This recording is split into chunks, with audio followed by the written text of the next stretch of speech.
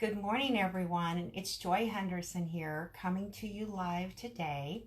I'm a graduate clinical counselor, and I also work with community engagement for behavioral perspective. I wanted to come on today because I've been talking to so many folks lately that are dealing with behaviors with themselves that they haven't experienced ever before in their lives. And so much of this has to do with the times that we're in. If you're sitting here today and you're watching this and you're feeling like you're at the end of your virtual rope, I want you to know that you're far from alone. As a counselor, my communications are filled with people telling me that their anxiety is literally through the roof. They've lost all patience and they're starting to wonder if they're going to be able to get through however many next months or days until school and life is back together again. But for you right now, I know it's not enough to just know that others are sharing this with you, is it? And you might be ready to throw something at the screen if I even come close to uttering the words, "We're all in this together," with a cheery smile. Don't worry, I'm not going to go there today. Because for every time someone talks about the uncertainty that you're facing, you've gotten 10 questions about that same thing from your kids, haven't you? Especially our neurodiverse individuals who have this incredible need to know everything right now, right?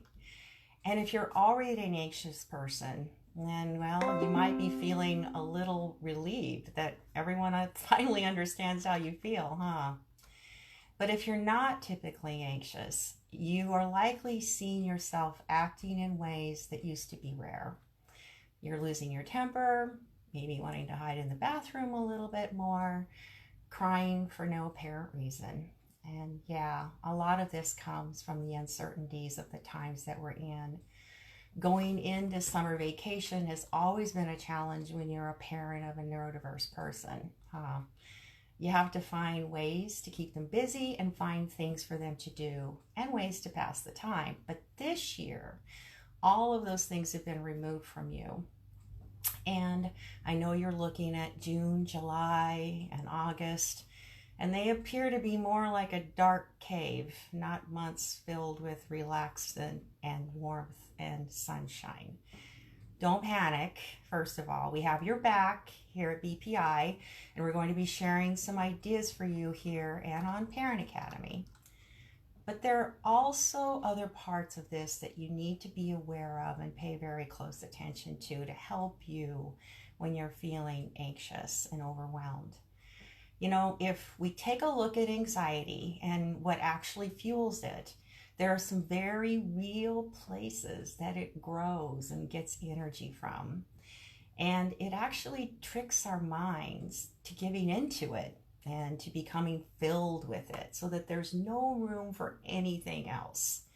So I'm going to be talking about the different ways your mind can trick you over the next few weeks. But today, I wanted to talk about one that I think every parent goes through.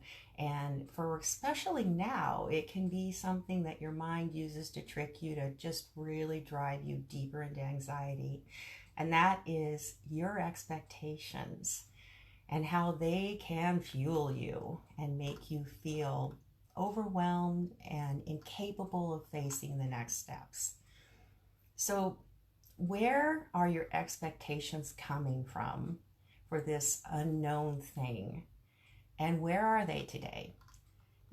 I find more than anything else when I'm interacting with parents right now, they are being just so incredibly hard on themselves. And I found in 8 years of interacting with parents of special needs people, you guys are incredibly hard on yourselves already. And you have the highest expectations of any parents that I've ever worked with.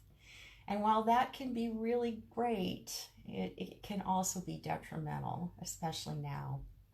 With the previous 2 months, you've been helicoptering, lighting over your little kids, your children all the time, or snow plowing, enforcing schedules and different things through the lives of your kids. And you know what? They've most likely become accustomed to that. They're accustomed to being entertained and having a lot of attention getting given to them. But you're probably getting super tired right now and feeling like landing that helicopter and shutting down that snowplow, aren't you? So guess what, though? They've learned this now. So they're coming back repeatedly to you for more.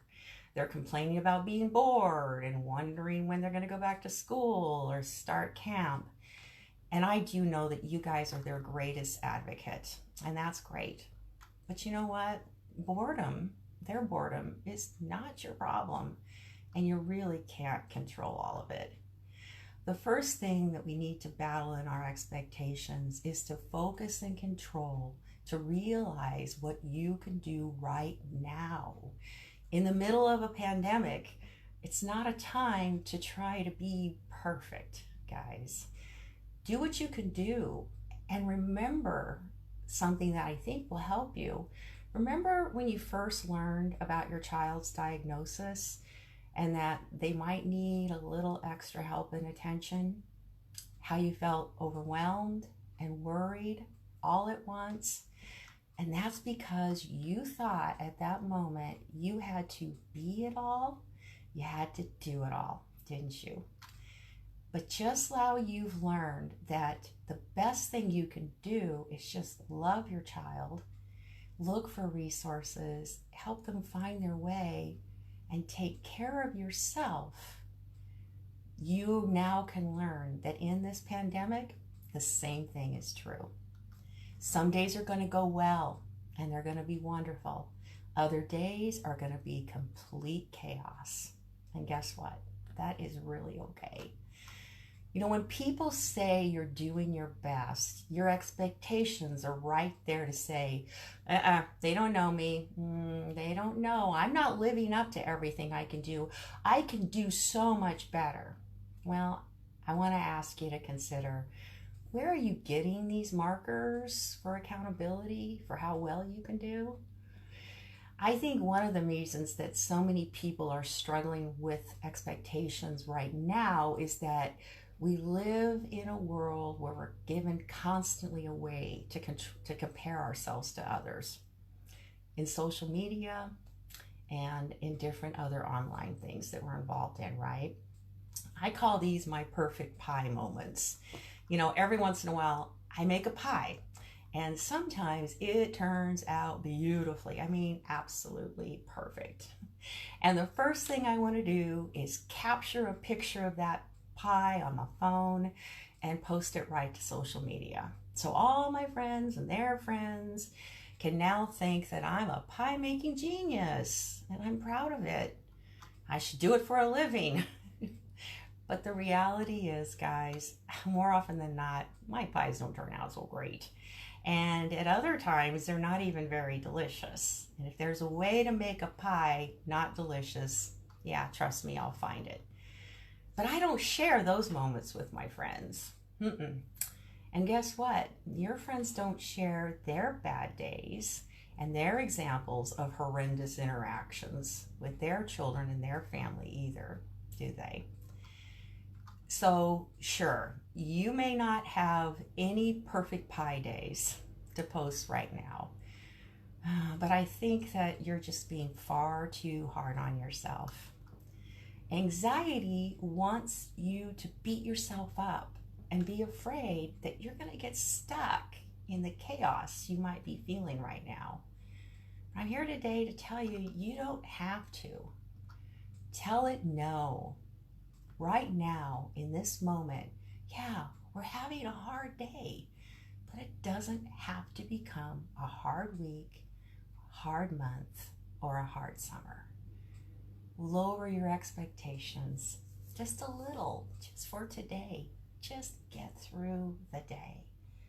If you do, your anxiety just might decrease, and that's going to allow your mind to be freed up for more peace and, yeah, maybe even some joy. and you might even laugh a little today. Try it and let me know how it goes. And before I end, I want to say to remember, anxiety is a very serious emotional condition. So if you or someone that you know is struggling, I'm going to post a hotline for parents. It's 24/7. No, you don't have to identify yourself. It's completely confidential. Don't hesitate to reach out. There are people who are there who want to listen and help. And I'll be back next week for more ideas for battling anxiety. But for today, just promise me, don't be so hard on yourself, okay?